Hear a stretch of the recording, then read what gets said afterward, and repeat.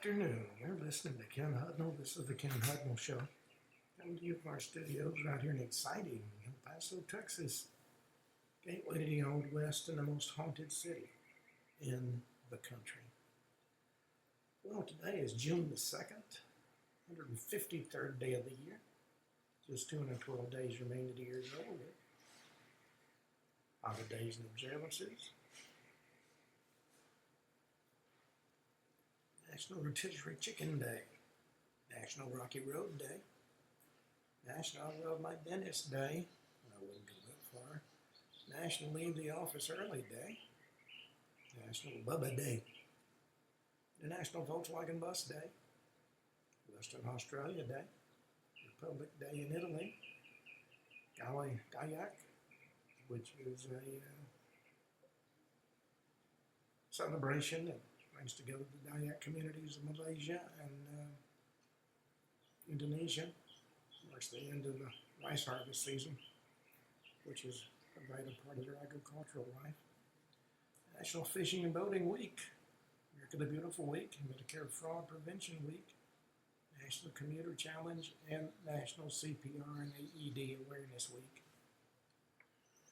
All right, let's see what else we've got. See what's in the news. The suspect now faces a murder charge in regard to the Boulder attack on the pro-Israel group. The individual who threw Molotov cocktails was named Mohammed Sabri Solomon. He's an illegal immigrant, overstayed his visa, being held on a $10 million bond at the Boulder County Jail until they can figure out how to release him. It was he yelled "Free Palestine" while setting victims on fire in an anti-Semitic attack. The California girls track star gets disqualified for the state championship regarding the celebration. Clara Adams is a rising star on the high school track scene in California. But she's not transgender, so she's second class. Ukraine did a drone strike against Russia. Set dozens of Russian bombers on fire. 6 immigrants charged with a South Carolina mother's murder. Detailed the crime in a number of text messages. Common supplements and medications have been linked to liver damage.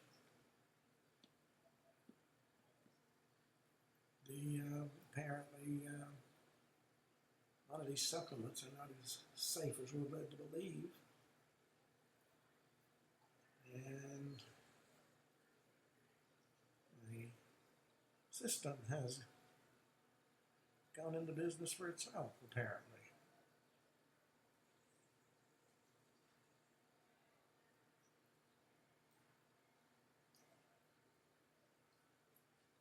Researchers are warning about liver toxicity from herbal products and over-the-counter drugs. Cases of drug-induced liver injury are on the rise. It's known as toxic hepatitis or hepatotoxicity. About a fifth of the top population who are prescribed medications will experience this particular issue. Okay, Middleton's no-nonsense approach is being described as ruthless discipline, and it's said to shape her future as the Queen of England. Diddy's former assistants back on the stand for another day of cross-examination.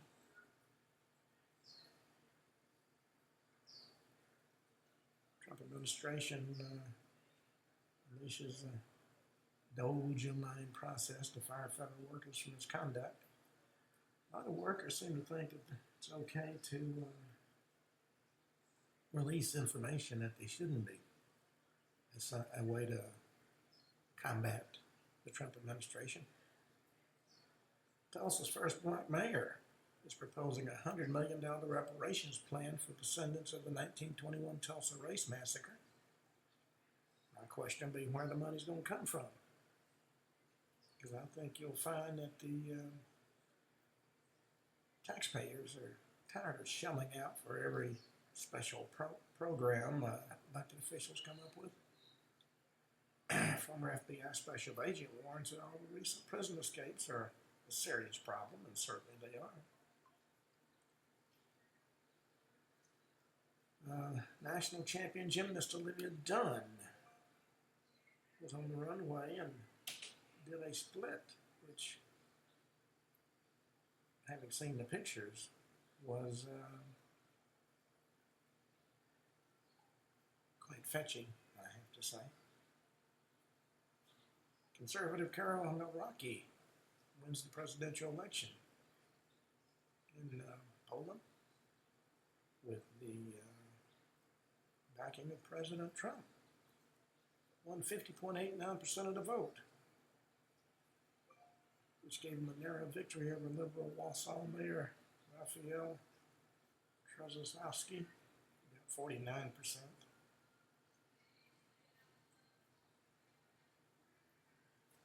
Trump says the tariff ruling from the court could lead to economic ruination of the U.S. He says his losing the legal battles will allow foreign countries to harm the U.S. economy. But when God's anointed speaks, everyone must listen.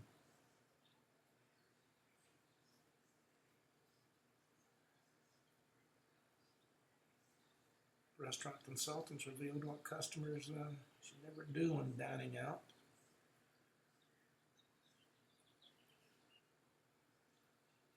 Sharlar Sheikh, a Los Angeles-based restaurant consultant and founder of Savory Hospitality, told Fox News that the worst thing a customer can do is one-timing a server. That's when the customer asks for one thing, and when the server comes back and they ask for something else, you're running them in circles. Well, Representative Nadler contends the Trump administration, a member of his staff was arrested and taken away in handcuffs during a congressional office security sweep.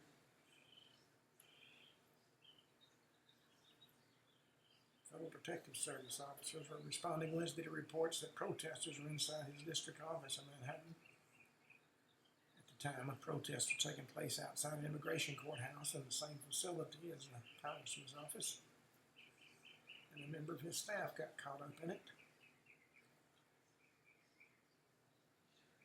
Public schools have funneled $123 million to woke consultant groups since 2021.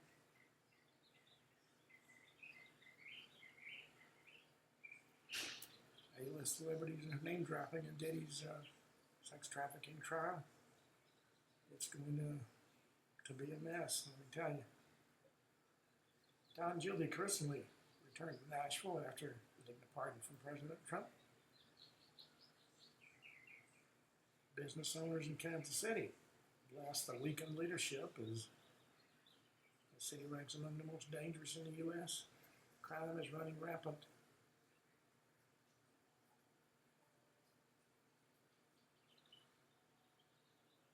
Let's see. Massachusetts governor demands answers as ICE arrests a Milford High School student.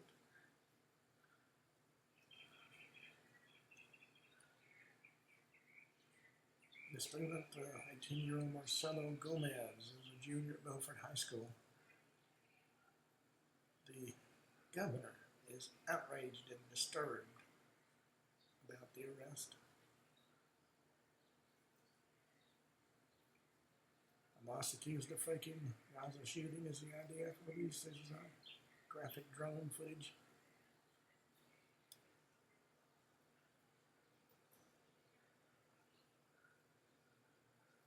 Let's see, what else we got?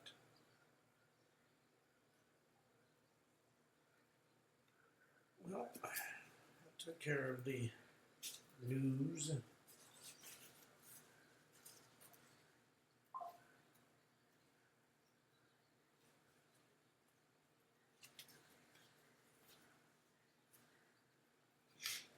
Let's talk about ghost ships.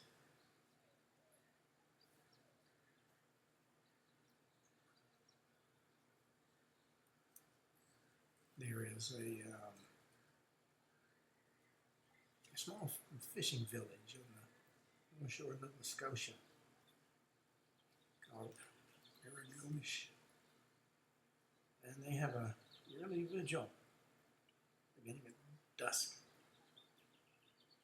And everyone there watches the Northumberland Strait that separates Prince Edward Island from the mainland. Apparently there is a ghost ship that is seen there. Everybody comes down to the shore carrying lanterns, telescopes, waiting the best command performance of the year. They see a full-rigged, three-masted sailing ship moving northeast at a speed of about 20 knots. Sits in the water around 100 tons. And if it's a well-lit night, spectators may actually see the copper shine on her keel. If it's a foggy night or hazy, the ship is etched with an ethereal phosphorescence. And from her decks and rigging, you can see lights that blink on and off in the dark. Well, in front of everybody's eyes, the ship suddenly lurches, running into some submerged obstruction. In minutes, figures are seen jumping overboard. At that point, the ship catches on fire. Flames engulf the ship, climbing the mast, igniting the sails. Before long, the rigging and mast collapse on the deck, and the ship sinks. For 3 generations, this ghostly ship has approached the North Shore, repeated the same actions before eventually vanishing beneath the waves. Next to nothing is known about this ship, although it's popularly believed she was a pirate ship and she went to her doom during a storm. Now, from the research available on phantom ships, it's apparent that ghostly phenomena are not restricted to shore duty. Ship's logs for over 300 years have recorded some appearances and disappearances of ships that really weren't there. Floating derelicts, perfectly navigatable ships, mysteriously abandoned with no sign of any crew members on board.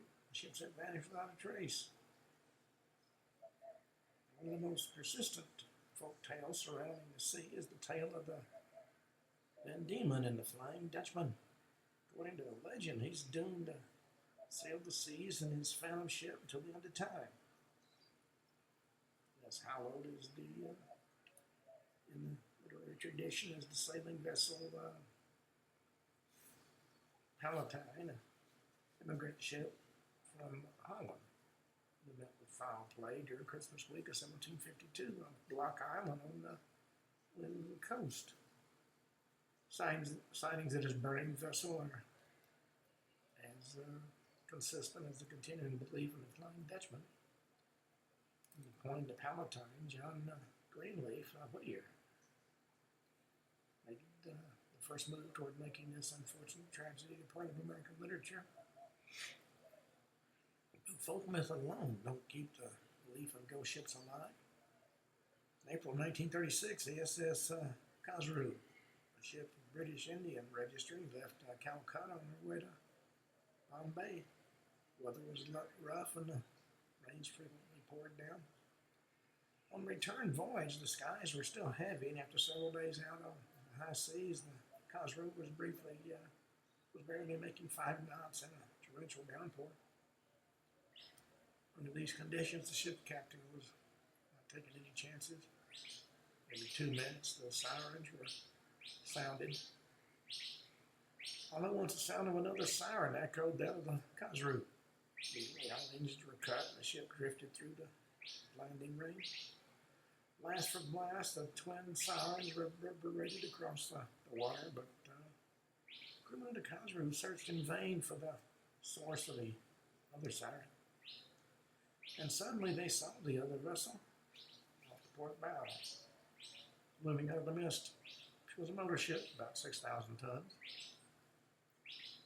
And within the cable's length of the Khazru, its crew was able to read her name clearly. She was the Tricolor. With the actually scanning eyes of the Khazru, she appeared to be deserted. They couldn't see a helmsman at the wheel, and the deck was devoid of humanity. It glided past in full view of the Khazru and vanished again into the gloom. In minutes of its passing, the rains cleared up and visibility is restored. They could see the coast of Ceylon. And back of them, nothing. First mate was alarmed. He said, "Where's the tricolor?" Well, the skipper heard him and wheeled around. There was no trace of the other vessel. Visibility was 7 miles at this point. And considering the speed of the two ships and the fact that the other ship had passed only 10 minutes before, they should have seen the tricolor about 10 miles behind them. But there was no sign of it. Ship's navigator motioned the captain into the chart room. He said, "Just behind our position, about 2 miles back, there's a symbol labeling the spot of a wreck. Alongside the symbol is the notation MS Tricolor for the cargo of chemicals exploded and sank at this point, 5 p.m., January 5th, 1931. Well, the skipper looked at the chart and glanced involuntarily at the clock on the wall. January 5th, 1937. It's 5:15.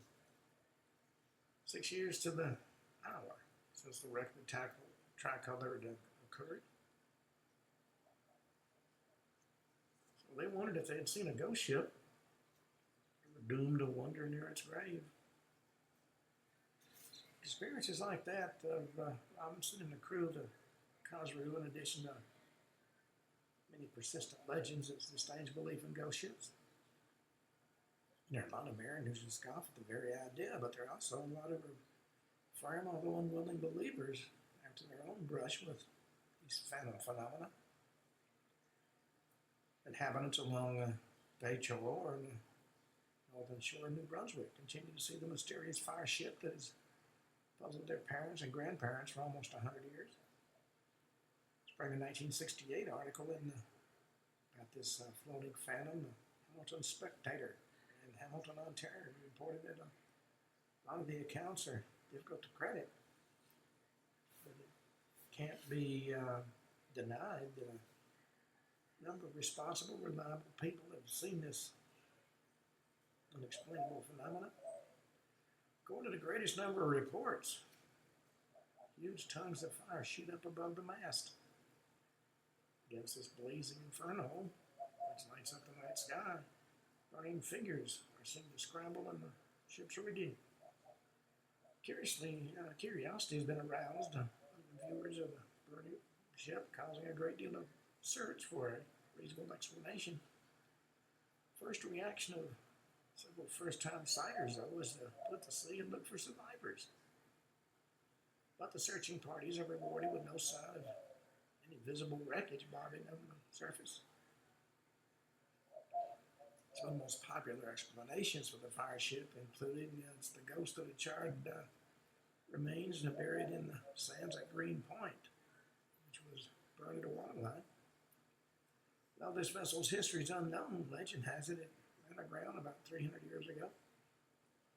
Then there's the John Craig craft whose career ended in tragedy at Shippagon Island.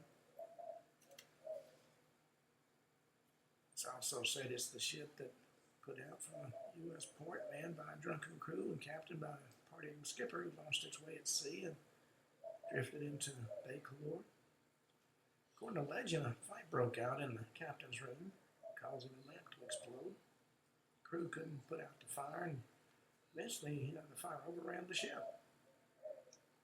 The entire crew is said to have died, and because their negligence caused the loss of their ship, they're condemned to wander forever on the waves. Then it said it was an immigrant ship that sailed into the bay thinking it was the Gulf of St. Lawrence. While in the bay's waters, it was struck by lightning when a storm arose off the Gaspe coast. In this particular story, 2 small boys survived when the ship ran aground at the mouth of the Restigouche River, but all the others died. It's also said it's the floating phantom of a warship fired on during the War of 1812. So far, these are the leading nominations for the ghost ship of Bay Calor. Unfortunately, it's next to impossible to determine which ship's tragic end causes it to cease its reenact its last hours. But even doubting visitors are forced to admit that something strange lights up the waters at night in Bay Calor. According to the Hamilton Spectator, it was John Nichol, her next-door neighbor, Ms. Freeman Rogers have all observed the ignited ship. The Rogerses, as well as 6 other people in their house, watched for nearly an hour as flames coming from the outline of the ship. Edith Rogers reported seeing a 3-masted vessel with her sails brilliantly on fire. She was the daughter, don't you know? Next door, Ms. Nichols described the phenomenon as riding the water but not going anywhere. She said, "I don't believe in ghost ship, but that's what it looked like." Sometimes a sailor receives an even more sensational view as he sees another specter of the seas, perfectly seaworthy vessel left abandoned, drifting with no sign of any crew. Frequently, these ships are discovered with not only everything in place and no evidence of violence, but all the lifeboats equally well secured and unused. Question then becomes, what happened to the crew? Looking at the back of many a sailor's mind is the fear it could happen to them. In fact, it could happen to anybody at any time. Let's talk about the case of the U.S. brig, Ellen Austin. July 14, 1881, Captain Baker, duly noted in the ship's log, came across a derelict vessel. No clues on her as to her identity or whatever call, or why she was abandoned. Crew may have been removed by another craft for some unknown reason. In the afternoon, and Ellen Austin spied a twin-masted schooner with full sail off the starboard bow. When scant, the ship wasn't making great progress. What intrigued Captain Baker, though, was the fact that the mysterious schooner was minus a flag devoid of all identified marks. He told the helmsman after off the course to intercept, "I want to hail her." As the distance between the 2 vessels narrowed, Captain Baker scanned the decks of this unknown schooner. He yelled, "Ahoy there, what ship are you?" Well, the captain fought back the premonition of nobody answering.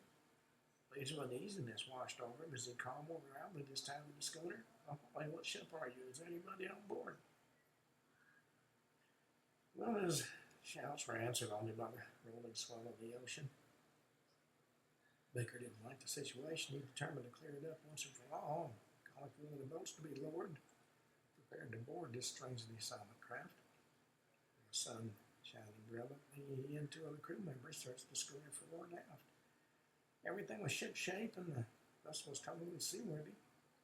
No sign of violence or a hasty departure. All the lifeboats were secured, indicating no attempt had been made to get away. And of course, the ship was deserted. Though the 3 men of the Ellen Austin scoured it from one end to the other, no indication of human habitation could be found. Well, of course, Captain Baker was baffled. Where could the crew have gone? Something was mysteriously plucked them off the deck and taken them. Had they boarded another ship for some unknown reason? But the question became, why would they do that? Well, the captain's knowledge of the sea would supply with no explanation capable of satisfying the burning question. Lincoln detailed the skeleton crew to man the deserted schooner, after which the two ships continued on their way to Boston. On July 20th, the storm separated the two ships. The Ellen Austin temporarily lost sight of her traveling companion. 2 days before the other vessel was seen close by, Baker again maneuvered his ship over to the unmarked schooner and remembered his crew were on board. He asked, "Is everything okay?" And as before, he was greeted with silence. The dreadful feeling of acting out the last time's bad dream in reality, he boarded the other ship and searched her from stem to stern. Once more, that ship was utterly deserted. In a panic, some of the men rushed for a whale boat with visions of sea monsters or sky devils urging them on to retreat. The men yelled, "Let's leave before it gets us." The captain yelled at them to stop. "This accursed ship's not going to get the better of me. I'm taking her to port no matter what." Well, the Ellen Austin came close to being the scene of a mutiny, but he managed to rally his men. Choosing the most stalwart of his crew, he ordered them on board the haunted schooner and gave them muskets with which to defend themselves. He said, "Don't we'll be careful always from within sailing within calling distance. We'll get her to port yet." But true to his word, the captain kept the two ships within a few cables' length of each other during the next several days. But fate was determined to intervene one more time. August 4th, another storm broke out, filled the unwilling men in the crowd of the grim feeling. Desperately, they attempted to keep in touch with the mother ship by shouting themselves hoarse. But as the rain increased, visibility decreased, and shortly after that, the schooner was lost from sight. In minutes, the roar of the storm and the waves drowned out the voices of the men. Well, when at length the storm abated, the Ellen Austin began to search the surrounding sea for the ill-fated schooner. 4 days they searched, the captain fighting despair and hysteria among his crew. Eventually, he was forced to continue on to Boston without finding a single trace of the missing ship. She completely vanished, never to be seen again. 1850, there was another sighting of a floating derelict at Easton's Island, not far from Newport, Rhode Island. Local farmers and fishermen looked up from their work to see an unusual vessel making for the shore under full sail and a stiff breeze. The crowds began to gather on the beach in concern because it was evident that that ship was going to run aground. Well, instead of crashing on the shore, the gently glided up on the beach and came to a clean halt as astonished witnesses watched in amazement. The crowd up on deck discovered she was a seabird under the command of Captain John Huxham. The search revealed she was due in Newport that very day on the return voyage from Honduras.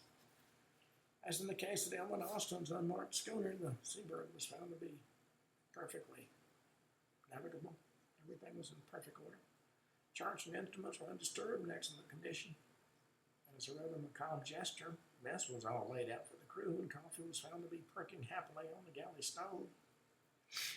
Apparently, though, nobody liked the brand of coffee the cook used, and with the exception of a mongrel dog, there was not a living thing on board the ship. Well, intensive investigations were launched, but all crews soon came to naught. The captain's crew had vanished completely during calm weather and from a perfectly sound ship. Investigators are forced to admit defeat. Wishing for the 100th time the dog could talk.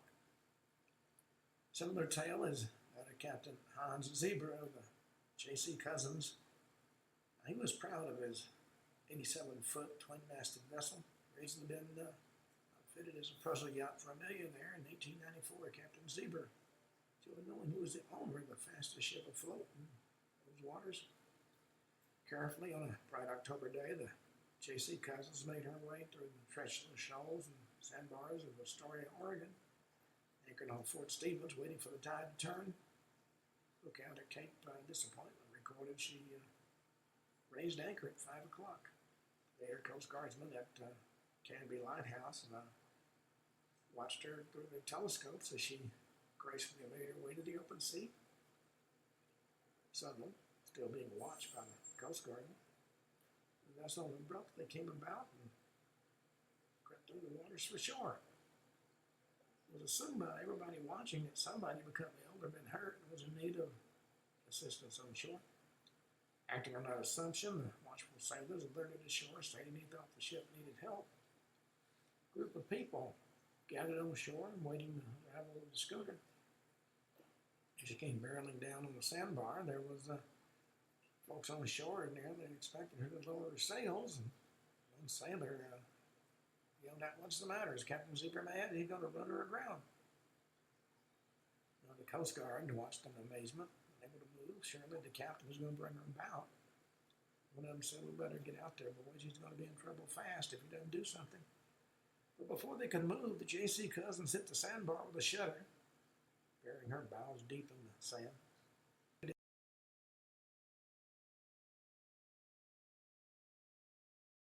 In the sand. Well, the Coast Guardsmen reached the ship first, avoided her as she was in an extremely unstable position.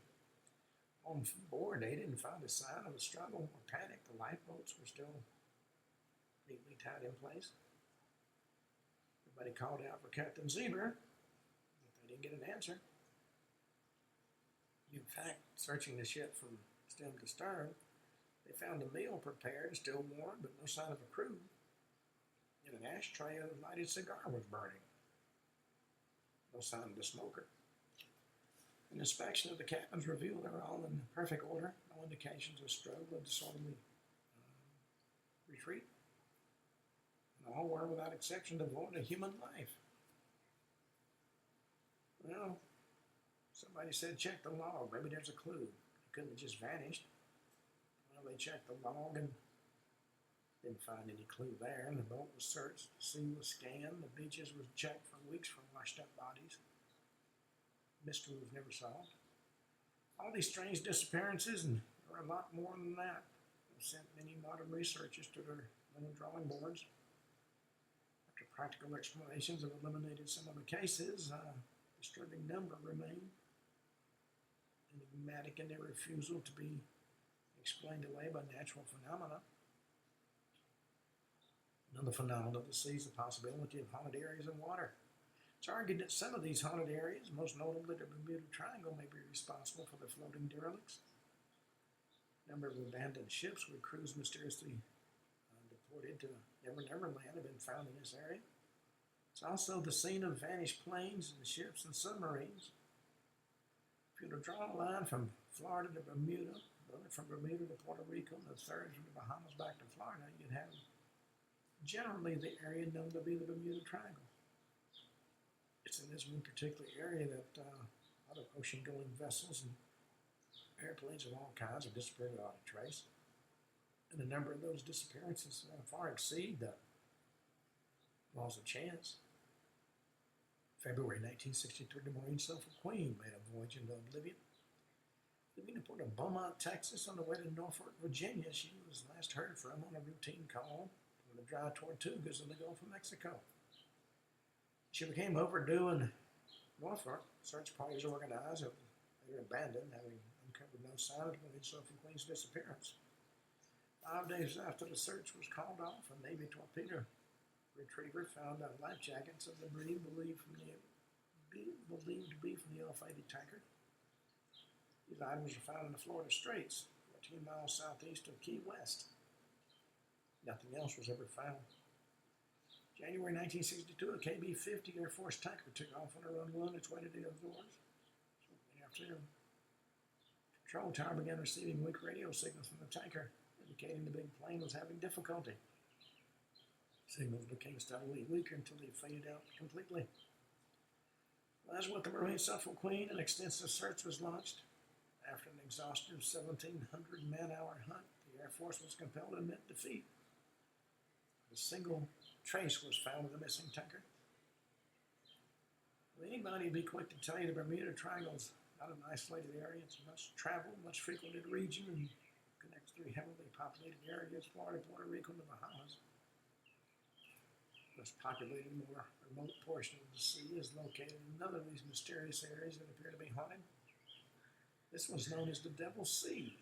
located in the Pacific Ocean south of Japan and east of the Bottom Islands. Here, as in the Bermuda Triangle, mysterious disappearances and inexplicable sea disasters occurring in numbers far above chance. Ships have sailed into the area, never to return. Planes have flown into the region and vanished. Little to no wreckage is ever found. The greatest crude of the Bermuda Triangle mystery came in 1945. 5 TBM Avenger torpedo bombers at Fort Lauderdale Naval Air Station for routine maneuvers. Each plane carried a life raft and life jacket, was provided for every man. 14 men altogether. Planes had been gone scarcely more than an hour and a half when the control tower picked up the distress call from the flight commander. He said, "Emergency, we seem to be off course, can't see land." Repeat, can't see land. When questioned about their position, the commanders said, "We're not sure where we're at. It would appear we're lost." Well, he was told to assume a bearing due west. He said, "We don't know which way is west. Everything is somehow strange. Direction is not clear. Even the ocean looks different." Well, back at the base, the men in the control tower looked at each other in amazement. Planes couldn't be more than 250 miles from the base, and it shouldn't be out of sight of land. The pilots were all experienced flyers. Most were veterans of the war. They all had excellent records. Maybe wasted no time after the next radio contact from the lost planes. Mid-transmission, the messages were abruptly cut off. Another plane, which with rough sea landings, was immediately sent on a rescue mission after the other 5. Control tower was in contact with that plane without difficulty for 20 minutes.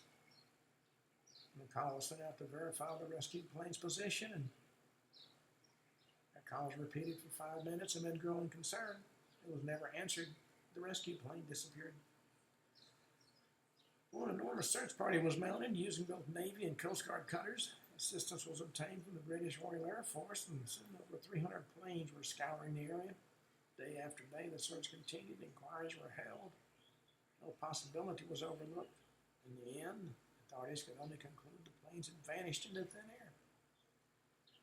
Well, such strange occurrences in such a well-traveled region have prompted a lot of theories.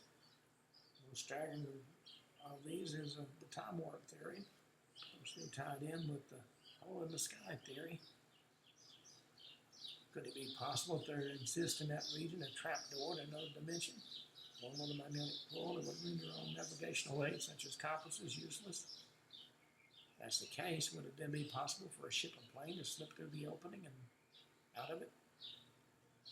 But if there was such a thing as a time warp into which a ship could be drawn at the time of its death, the ship would then enter into a time track to which other people would occasionally appear. These people would then see the tragedy-ridden ship frozen in its final act on that time track. Whether that's a mutiny, a shipwreck, or even a fire. Now let's look at the events surrounding the end of the Lady Loveabun. February 13th, 1748, the happy Captain Simon Reed set forth from Porto, Portugal. Captain had good reason to be festive. It was his honeymoon. In his decorated cabin, he, his bride, and a group of friends were celebrating the event. On deck, though, there was one who didn't share the captain's happiness. He was the first mate, John Rivers, and God had cursed Simon Reed for marrying the only girl he'd ever loved. Well, Reed, who was unaware of Rivers' affection for the girl, even had his first mate to be his best man. It was the pain and humiliation Rivers couldn't tolerate. As the ship approached the Goodwin Sands, the notorious ship's graveyard located off the coast of Kenn, England, Rivers saw his opportunity for revenge. Went up to the helmsman and informed him he'd take over the wheel and the helmsman could go below. As soon as the deck was cleared, the first mate set his jaw and turned the vessel around and headed for shore. While the merry party progressed unaware below, Rivers drove the Loveabun onto the bars and the shoulders at full speed. Till up below deck, the captain, his bride, and all their friends died. In fact, every person on board died as the ship broke up on the shoals. At the inquiry, the mate's mother revealed her son's love for the captain's wife and his vow of vengeance, even if he lost his life in his pursuit. Witnesses on shore said that the ship did deliberately run aground. Well, the story might have ended there if it hadn't been for the angry captain's report to authorities exactly 50 years later to the day. February 1st, 1798, Captain James Westlake of the coasting vessel Edenbridge complained he almost collided with another ship off the Goodwin Sands. The captain was furious and demanded the officers of the other ship be arrested. He said the crew was obviously drunk. There was the sounds of a party going on, and our ships couldn't be heard over their ground talking and laughter. It took all our effort to avoid an almost certain crash with them. The authorities questioned neighboring fishermen. They were told the ship was a ghost that had broken up as they watched. They'd hurried to the scene to give assistance, but when they got there was no sign of any wreckage. Well, 50 years later, on the same day, an American schooner was in the vicinity of the gay party ship. 5 members of the crew watched as a lady liverboat repeated her desperate plunge to death. Rescue boats were launched. No evidence of a wreck could be found. 50 years later, in 1848, and again in 1948, local people on the shore watched the unhappy ghost ship repeat her dash for destruction. If all went according to schedule, spectators on February 13th, 1998 would also see the hapless Lady Littleman. Well, this case, more than any other, seems to support the time warp theory. Clues to a warp in our space-time continuum can be seen in this vessel's 50-year cycle. Indeed, it's almost as though the curve of time slide back momentarily and allow those nearby to view similar to a glance into a peep show. After the tragedy's been reenacted, the curtain slides back into place and all's as it was. And who's to say if these glimpses of past misfortunes are for the benefit of the actors or for the audience? Well, from ghost ships, let's talk about animals that talk and spell and can actually find their way home. Over, I guess, 90 years ago, the feats of a apparently ordinary horse that seemed to be able to read and work complicated problems in mathematics and communicate with human beings served as a major topic of conversation for millions of Americans.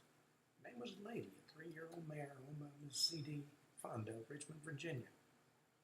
Thoroughly studied in 1928 with Dr. J.B. Ryan of the Duke University and Dr. William McDougall, leading psychologist.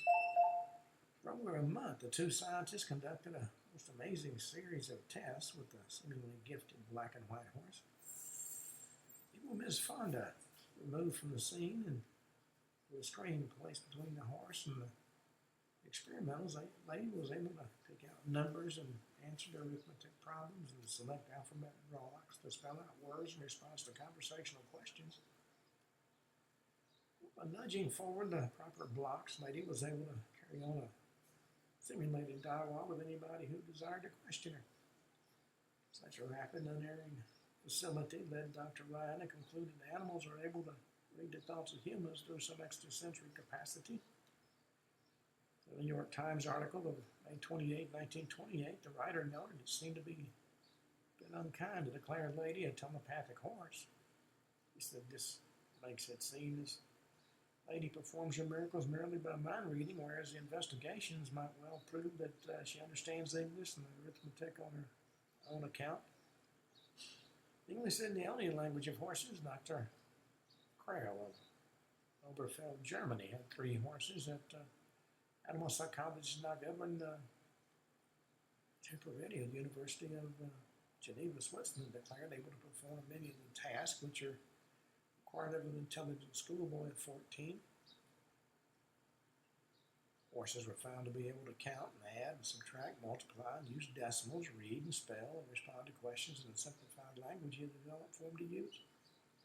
Once, when the horses were asked to give the cube root of 5832, one of the horses stamped out the correct answer, 18. The university scholars were still figuring out the solution on paper.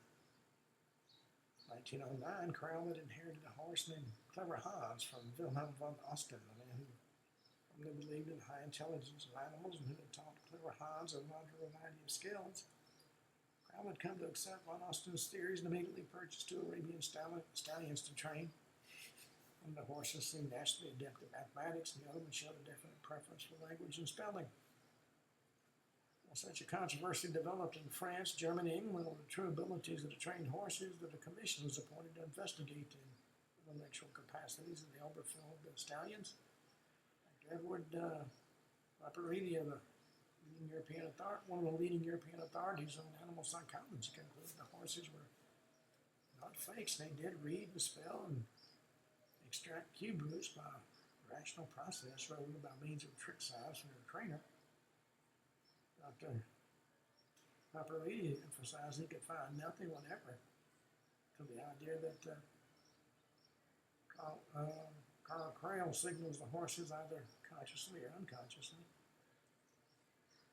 Maurice Maeterlinck, a famous Berlin philosopher, was among the group of scientists and scholars who traveled to Elberfeld to investigate Carl Crail's famous thinking horses. He stated he investigated the phenomena with the same scrupulous attention he'd given to reporting a criminal trial. The philosopher wrote that when he saw the horses, spoke the first word that came to his mind. Wiedenhof, the name of his hotel. Muhammad, one of the Arabian stallions, immediately wrote Wiedenhof. At this point, Crowell entered the stable and admonished Muhammad for making an error in spelling. The horse was trapped out the F. Dr. Hudnall gave Muhammad the number 7,890,481 and challenged the animal to produce its fourth root. Within 6 seconds, Muhammad tapped out his answer, 53. Dr. Hudnall checked with the table and was astonished to find the horse was correct. As far as 18 multiplications, 10 subtractions, and 3 divisions to extract the fourth root of a 6-figure number. Muhammad, a so-called dumb animal, had managed those 31 calculations in 6 seconds. July 1955, Dr. William Mackenzie of the Jena University, president of the Italian Society of Parapsychology, asked if he remembered the Elberfeld horses from the early days of the century, and he said, "Could I forget?" And the explanation he could offer was that the horses were mediums, possessed by a reasoning mind superior to their own. So can dogs and cats and horses, all animals employ rational thought processes? Can certain animals learn to talk? That is, can they actually learn to converse and not simply imitate human talk sounds as do parrots and parakeets and minor birds? Indicating columnist Ann Landers once published a letter from a woman who insisted she heard a neighbor's poodle asking to be let out. As Landers presented this letter in the usual spirited manner, was at once flooded by letters from readers who contended they too had talking pets. Excerpts from some of the letters included such comments as, "We have a 13-year-old rat terrier who says, 'I want out.' Our dog says, 'Howdy, partner.' Bless you, dear. Chow me. Good night, all." All started when Heinz, the dog, sneezed, and my husband said, "Gesundheit." Almost fell over. The dog repeated after him, "Gesundheit." Our schnauzer speaks Italian, according to one writer. He says, "Mamma Signora." And then, sprung in 1965, Rudy Gallucci was called to service the furnace at the Genova residence in Torrance, California. He asked Miss Genova, "The dog nipped me," eyeing the small chihuahua sitting on the porch. He'd been bitten before by dogs that appeared friendly. She assured the serviceman that Peppy was of a gentle disposition, so he took her word and walked down into the basement with the chihuahua at his heels. Wanting to test the dog's true spirit, before he turned his back on him, he looked at the dog and said, "Well, how are you, Peppy?" And the dog said, "I love you." And then the dog responded, "Hello, how are you?" He said, "I could feel my hair rise." Actually, looking at the dog, and he looked me square in the eye, and I saw his mouth open, heard the voice coming out of it. The serviceman picked up the dog and laughed, and the dog said, "I love you." He thought maybe an operation of some kind be performed on the dog. Something like crows who talk and split their tongues. He went to Miss Genova with his questions, and she assured him Peppy could talk, and she allowed him to take the dog back to his office so that the serviceman might enjoy the chihuahua's high-pitched pronouncements of love. When Clarendale Lambert read of Rudy Gallucci's experience, she called Miss Genova and told the woman she simply had to see and hear Peppy for herself.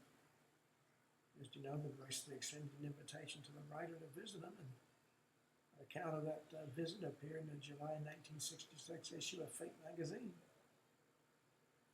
When the woman walked in, the dog said, "Hello, hello, how are you?" Genova told him she had first heard Peppy say, "I love you," one day when she'd been hanging the things out to dry on the line. She called for her husband to come outside. The dog said, "Well, how are you? How are you?" Peppy had been examined by veterinarians who theorized the extra length of his palate and the peculiar formation of his larynx, combined with the flexibility and mobility of his throat muscles, gave him the ability to produce sounds. Iredale Lambert noted that Ms. Genova spoke to the dog with exaggerated mouth and tongue movements. When the right a bit close to once the dog's throat muscles moved, she saw his tongue curve toward the roof of his mouth as if he was making a conscious effort to form syllables. She observed that this tongue movement is most unusual. Dogs normally keep their tongues down on their lower jaws when emitting sounds. Claire Lambert said that Peppy sings rather than talks, although it's really a combination of both. When a dog does seem to speak, he seems to concentrate his entire tiny being on his listener. Left alone, Peppy happily licked at his fur and ate his food. And there's another individual who seems to be truthful and honest and insists that a talking cat once paid his family a visit when he was a small boy. First alerted by scratching at the door, and they opened the door. A large black cat asked, "Come in." Once admitted to the house, the cat pleaded, "Milk, milk." Well, a large saucer of milk was produced, and the strange visitor proceeded to attack it lustily with a long pink tongue. After the bowl had been dealt with, the cat held the children and petted as it lay and purred before the kitchen stove, and suddenly it got to its feet and said, go now, out." Children begged their father to allow them to keep the cat, but such a decision didn't seem to be his to make. The cat insisted again, "Go now, out." Father opened the door and permitted the cat to continue on its self-appointed rounds. They never saw it again. This C.K. Wilderson of North Denver claims to have a dog that plays the piano. Denver Post described Tramp as an 11-year-old ham performer who took to the keyboard at the slightest encouragement. Striding over to the piano, Tramp was said to sit down and begin to bang along with both paws. Dogs also reported to keep time with his tail, to yowl lustily in song to the accompaniment of his piano artistry. Alan McCoolin of the Sunday Times wrote of a dog named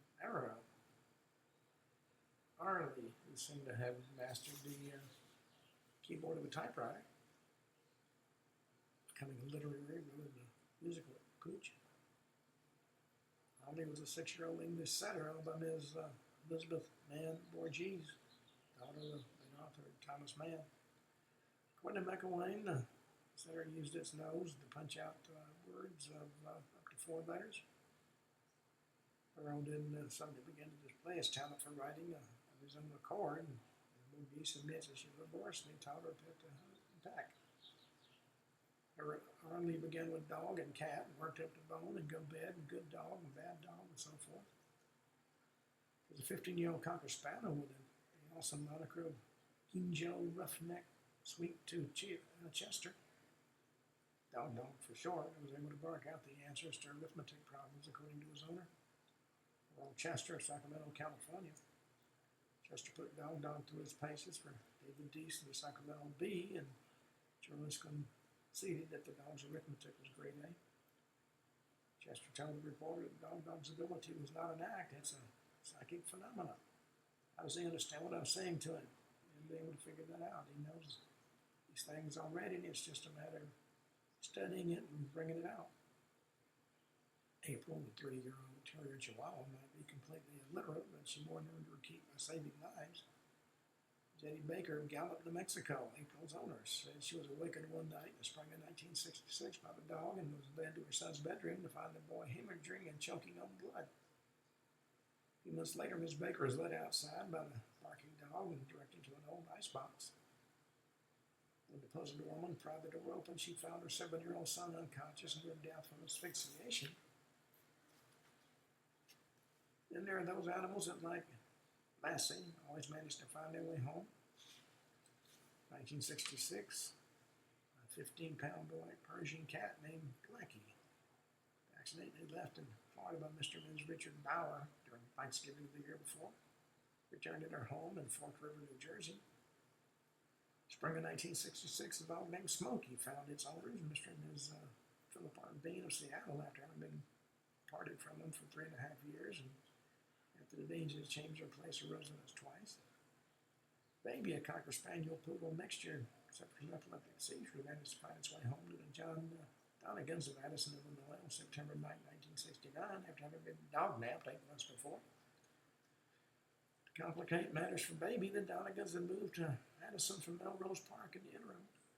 The dog had to find the trailer house of Miss Catherine Getz, Ms. Donegan's mother, to appeal for help. According to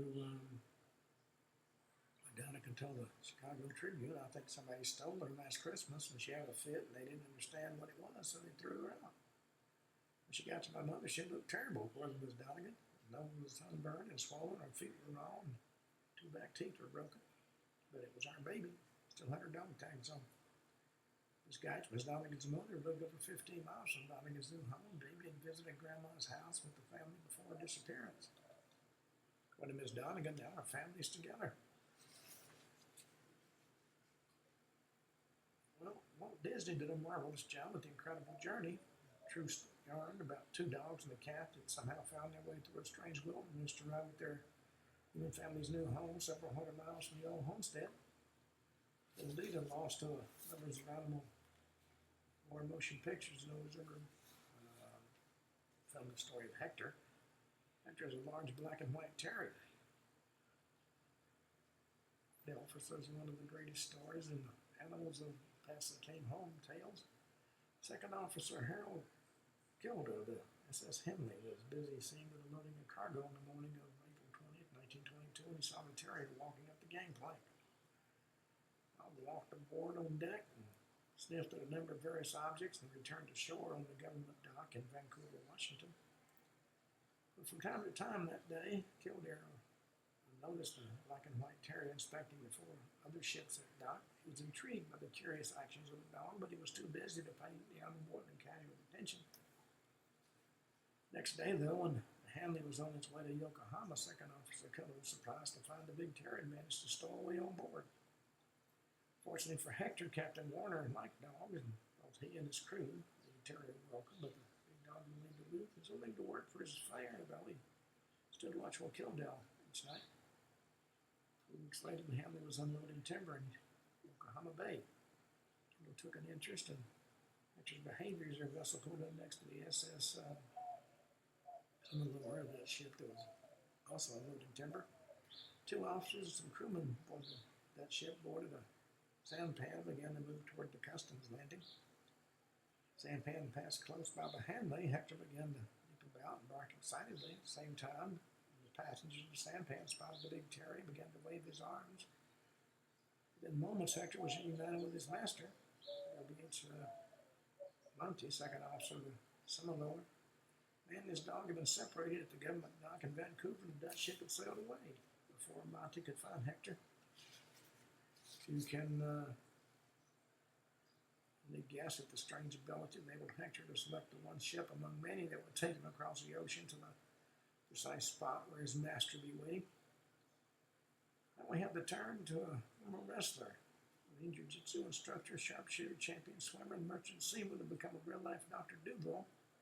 Fred Kimball talks to the animals, to a little telepathy, and they talk back. In the Gardena Valley News, Gardena, California, on September 29, 1963, Kimball admitted it was a bit strange to be able to read the mind of, for example, a seagull. Of course, most of the time they don't think too much. A few days before the interview, Kimball had talked a gopher out of his hole or offering it a yellow flower. First, he tried to bargain for its emergence by offering it some grass, but the gopher held out for the flower, which was just too far away from its hole for him to fetch it in perfect safety. A group of onlookers were amazed when the gopher came out of the hole and ate the flower out of Kimball's hand. They retreated only when the 4-year-old boy got too close. According to Kimball, he didn't trust the boy. Said the boy was too young to be responsible for his actions. Well, on that note, we come to the end of today's show. We'll be back tomorrow, and once again, we'll be talking about more weird unsolved mysteries. Until then, this is Kenn Hudnall for the Kenn Hudnall Show saying have a truly great evening.